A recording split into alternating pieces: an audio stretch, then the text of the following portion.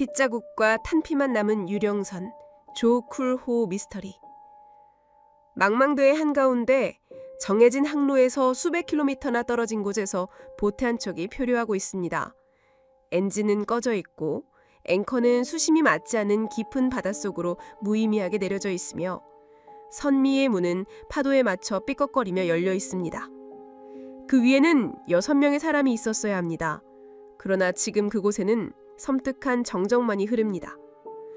낚싯대는 금방이라도 주인이 돌아와 잡아챌 것처럼 거치대에 그대로 꽂혀 있고 선실에는 개인 소지품과 지갑이 고스란히 남아 있습니다. 마치 시간이라도 멈춘 듯 말이죠. 하지만 이 평온한 풍경을 깨는 단서들이 있습니다. 갑판 곳곳에 흩뿌려진 검붉은 핏자국, 그리고 차가운 금속송을 번뜩이는 9mm 권총의 탄피. 6명의 사람들은 어디로 사라진 걸까요? 그들에게 무슨 일이 일어난 걸까요? 이것은 단순한 조난사고였을까요? 아니면 상상조차 할 수 없는 끔찍한 비극이 이 배 위에서 펼쳐진 것일까요? 해적의 습격이었을까요? 아니면 어쩌면 가장 끔찍한 상상처럼 악마는 외부에서 온 것이 아니라 처음부터 그들 중 하나였을까요? 이 이야기는 2007년 9월 플로리다의 눈부신 햇살 아래에서 시작된 한 편의 악몽에 관한 기록입니다.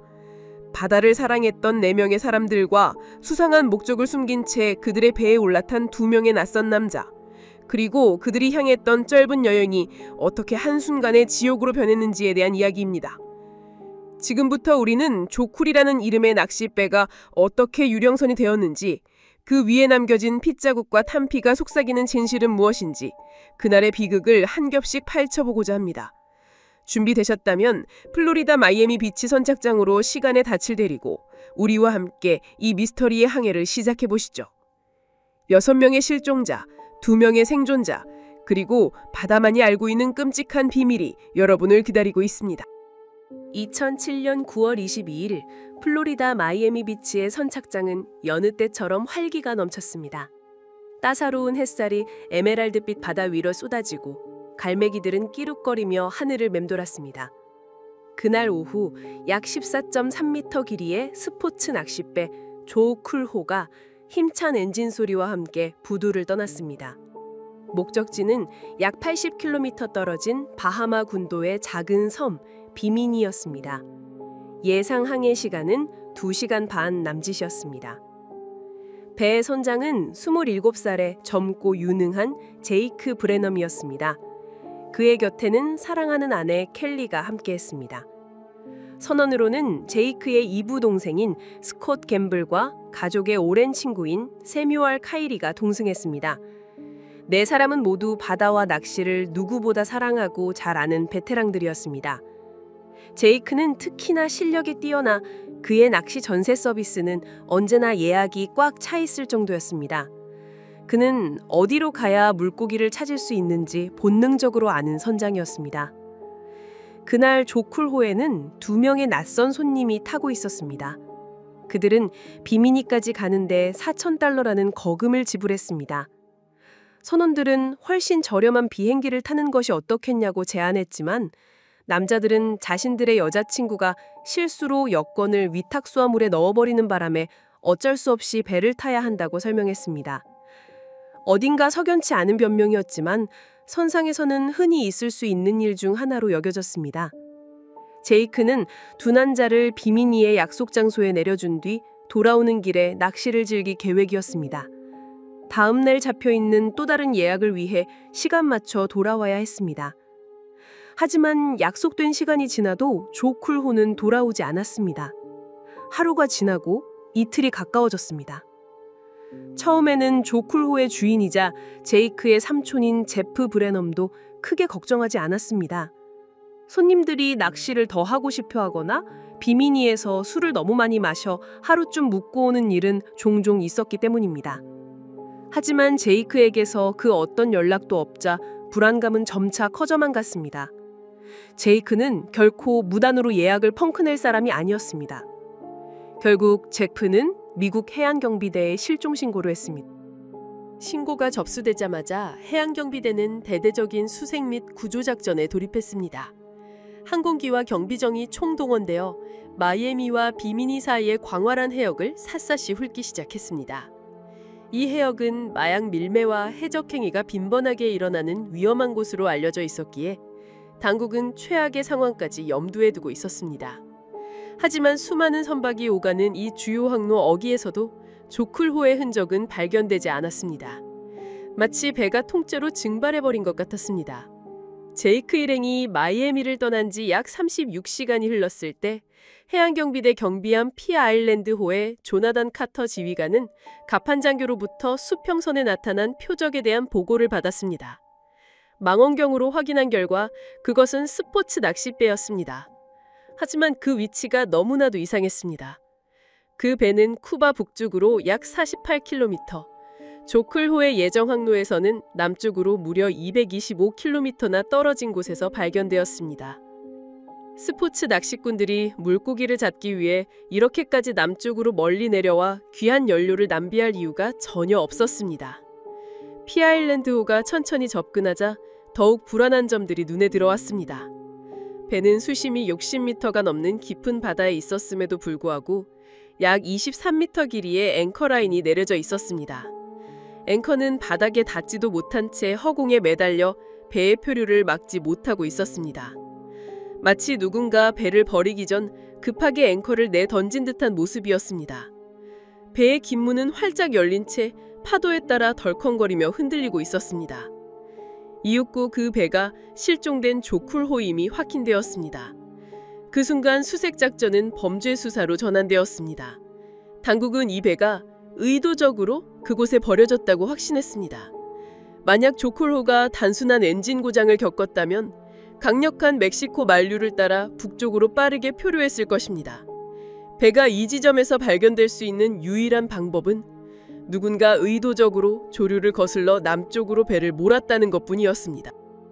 해양경비대 팀은 배 위에 아직 해적이 숨어있을 가능성에 대비해 완전 무장한 채 조쿨호를 포위했습니다. 긴장감이 극에 달한 순간 상부의 명령에 따라 대원들이 신속하게 배 위로 진입했습니다. 하지만 그들을 맞이한 것은 섬뜩한 침묵뿐이었습니다. 배에는 아무도 없었습니다. 선내 상황은 기이하게 짝이 없었습니다. 조종석에는 자동차 열쇠가 그대로 꽂혀 있었고 선실에는 지갑과 개인 소지품들이 손대지 않은 채 남아 있었습니다. 특히 갑판 위 낚싯대 거치대에는 낚싯대들이 여전히 꽂혀 있었습니다. 이는 선원들이 자발적으로 배를 떠날 의도가 전혀 없었음을 보여주는 명백한 증거였습니다. 그들은 낚시를 하던 그 순간 무언가에 의해 갑작스럽게 방해를 받은 것이 틀림없었습니다. 그리고 마침내 가장 끔찍한 증거가 발견되었습니다. 갑판 곳곳에서 혈흔이 발견된 것입니다. 처음에는 잡은 물고기의 피일 가능성도 제기되었지만 곧이어 갑판 위에서 발견된 9mm 권총탄피는 그 가능성을 완전히 지워버렸습니다. 이곳에서는 잔혹한 폭력 사태가 어쩌면 살인이 벌어졌던 것입니다. 사건의 심각성을 인지한 해양경비대는 즉시 연방수사국 FBI에 지원을 요청했습니다. 수색팀은 배에 비치되어 있어야 할 구명 뗏목 하나가 사라진 것을 발견했습니다. 이는 아직 생존자가 바다 어딘가에 표류하고 있을지도 모른다는 희미한 희망을 줄었습니다.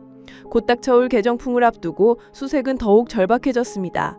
당국은 밤낮을 가리지 않고 인근 해역과 무인도인 앵귤라 케이까지 샅샅이 뒤졌습니다. 한편 유일한 증인이자 가장 중요한 증거물인 조쿨호는 범죄 현장을 보존하기 위해 조심스럽게 항구로 예인되었습니다.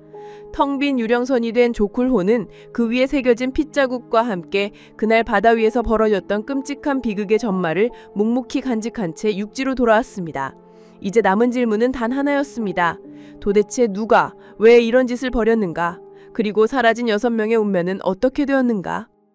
조쿨호가 항구로 예인되고 FBI가 본격적으로 수사에 착수하면서 미스터리는 서서히 그 윤곽을 드러내기 시작했습니다. 가장 시급한 과제는 사라진 구명 뗏목과 그 위에 타고 있을지 모를 생존자를 찾는 것이었습니다. 그리고 마침내 조쿨호가 발견된 지 얼마 지나지 않아 해안경비대는 표류하던 구명 뗏목을 발견했고 그 위에서 2명의 남자를 구조했습니다. 그들은 바로 조쿨호에 마지막으로 탑승했던 2명의 승객, 귀에르모 사라보소와 커비 아처였습니다. 구조된 2 사람은 탈진 상태였지만 생명에는 지장이 없었습니다. 처음에는 끔찍한 사건에서 살아남은 피해자처럼 보였습니다. 그러나 FBI 요원들과의 면담이 시작되면서 그들의 이야기는 짙은 의혹에 휩싸였습니다. 두 사람은 쿠바 출신의 해적 3명이 자신들의 배를 습격했다고 주장했습니다. 그 해적들이 선장 제이크, 그의 아내 켈리, 그리고 2명의 선원 스콧과 세뮤얼을 차례로 살해한 뒤 시신을 바다에 던져버렸다는 것이었습니다. 그리고는 자신들을 협박해 쿠바 방향으로 배를 몰게 하다가 약 8시간 후 연료가 떨어지자 다른 배를 타고 사라졌다고 진술을 씁니다.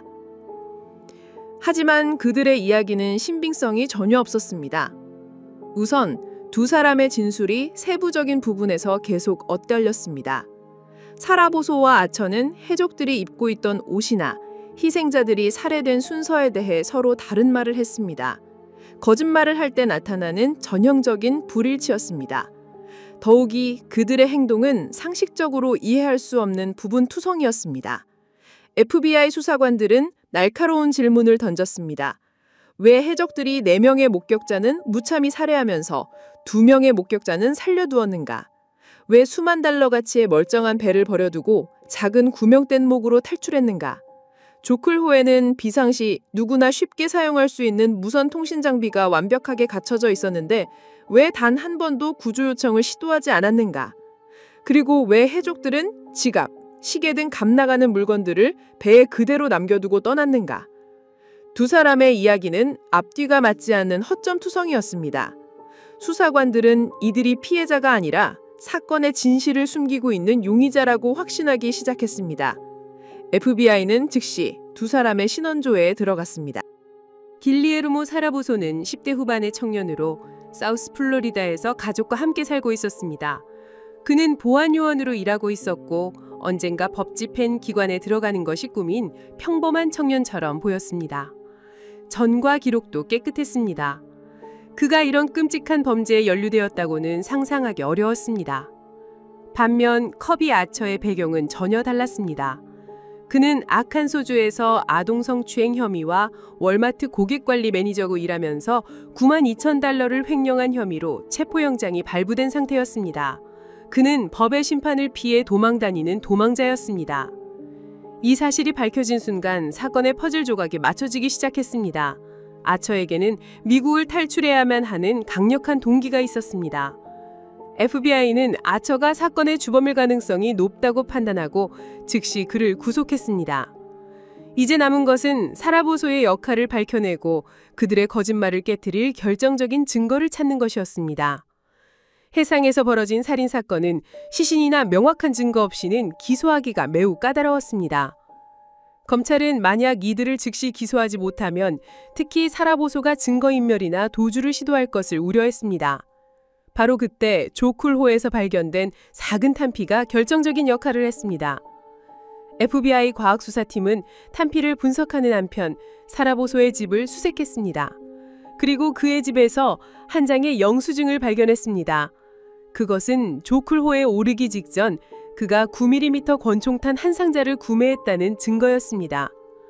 더욱 놀라운 것은 영수증에 적힌 총알의 제조사가 조쿨호 갑판에서 발견된 탄피의 제조사와 정확히 일치한다는 사실이었습니다.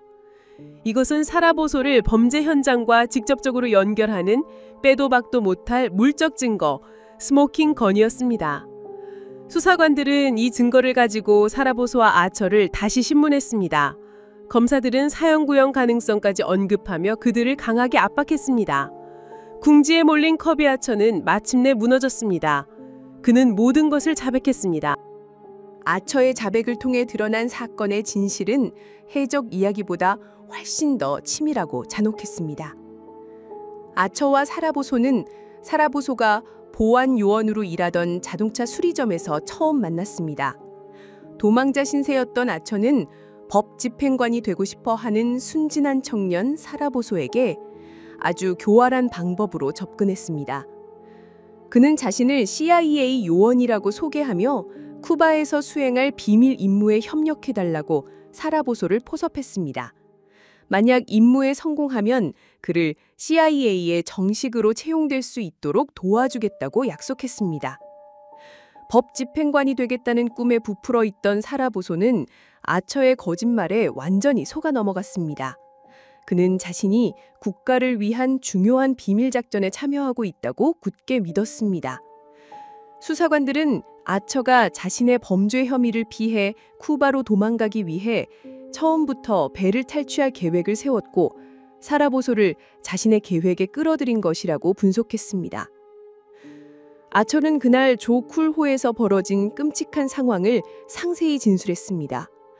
배가 바다로 나가자 그는 먼저 선장 제이크 브레넘을 총으로 쏴 살해했습니다. 비명소리를 듣고 달려온 아내 켈리마저 그의 총에 쓰러졌습니다.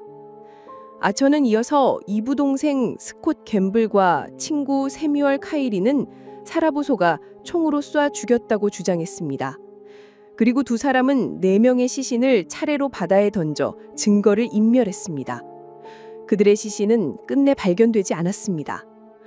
아처는 자신의 범행을 인정하면서도 살인의 책임을 사라보소에게 떠넘기려 했습니다. 그는 사형을 피하기 위해 유죄 협상에 동의했습니다. 하지만 사라보소는 끝까지 자신의 억울함을 주장했습니다. 그는 4명을 살해한 것은 자신이 아니라 아처이며 자신은 이 모든 것이 CIA의 비밀 작전의 일부라고 믿었을 뿐이라고 항변했습니다. 그의 주장은 망상에 가까웠지만 어쩌면 그것은 끔찍한 현실을 부정하고 싶은 한 나약한 청년의 마지막 발버둥 침이었을지도 모릅니다.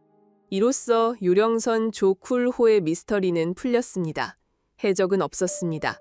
악마는 배에 처음부터 타고 있었습니다. 한 명은 법의 심판을 피하려는 교활한 범죄자였고 다른 한 명은 그릇된 야망과 거짓말에 현혹되어 돌이킬 수 없는 길을 선택한 어리석은 청년이었습니다. 플로리다의 태양 아래 시작된 평범한 항해는 두 남자의 탐욕과 기만 속에서 4명의 무고한 생명을 앗아간 끔찍한 비극으로 막을 매렸습니다. 2008년 9월 길리에르모 사라보소는 살인, 납치, 강도 등 16개 혐의로 법정에 섰습니다. 커비 아처는 앞서 검찰과의 유죄 협상을 통해 사형을 면하는 대가로 종신형을 선고받고 사라보소의 재판에 증인으로 출석했습니다.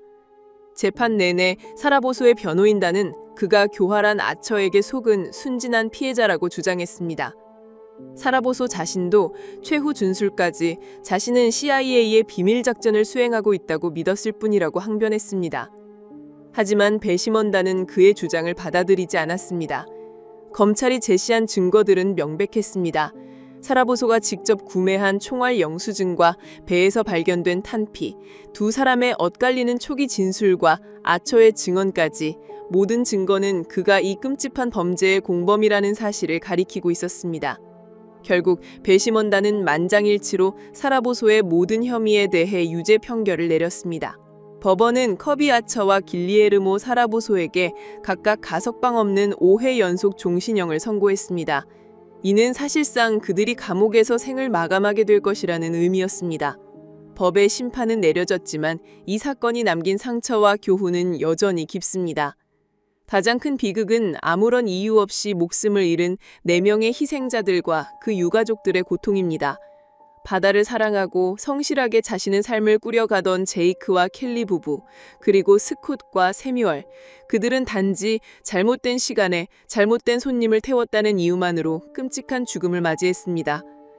더욱 안타까운 것은 그들의 시신이 끝내 발견되지 않았다는 점입니다. 유가족들은 사랑하는 이들의 마지막 가는 길을 지켜주지도 그들이 잠든 곳을 찾아 추모할 수도 없는 영원한 미완의 슬픔을 안고 살아가야만 합니다. 이 사건은 우리에게 인간의 악을가 얼마나 평범한 얼굴을 하고 다가올 수 있는지를 보여줍니다. 커비 아처는 법망을 피하려는 자신의 이기적인 목적을 위해 4명의 생명을 아무렇지 않게 빼앗았습니다. 그에게 희생자들은 존중받아야 할 인간이 아니라 자신의 목적을 가로막는 장애물에 불과했습니다. 그의 사이코패스적 성향은 평범한 사람들의 삶을 송두리째 파괴했습니다. 또한 길레르모 사라보소의 살해는 그릇된 야망과 맹목적인 믿음이 한 개인을 어떻게 파멸로 이끄는지를 경고합니다. 그는 법 집행관이 되고 싶다는 순수한 꿈이 있었을지 모릅니다. 하지만 그는 정상적인 절차와 노력을 통해 꿈을 이루려 하지 않고 CIA 요원이라는 아처의 허황된 거짓말에 손쉬운 지름길처럼 매달렸습니다. 그릇된 신념에 사로잡힌 그는 무엇이 옳고 그른지를 판단하는 능력을 상실했고 결국 살인이라는 돌이킬 수 없는 범죄의 공범이 되고 말았습니다. 이 사건은 우리 사회의 청년들이 비판적 사고 없이 허황된 유혹에 얼마나 취약할 수 있는지를 보여주는 뼈아픈 교훈입니다. 오늘 우리가 기억하는 조쿨호 사건은 단지 바다 위에서 벌어진 한편의 엽기적인 살인 사건이 아닙니다. 이것은 인간 내면에 숨겨진 탐욕과 기만, 그리고 그릇된 신념이 어떻게 평범한 일상을 순식간에 지옥으로 만들 수 있는지에 대한 생생한 증언입니다. 플로리다의 푸른 바다는 그날의 비극을 모두 지켜보았을 겁니다. 그리고 지금도 말없이 파도치며 우리에게 묻고 있는지도 모릅니다. 당신은 당신 곁에 있는 사람의 진짜 모습을 알고 있느냐고, 당신의 욕망은 당신을 어디로 이끌고 있느냐고 말입니다.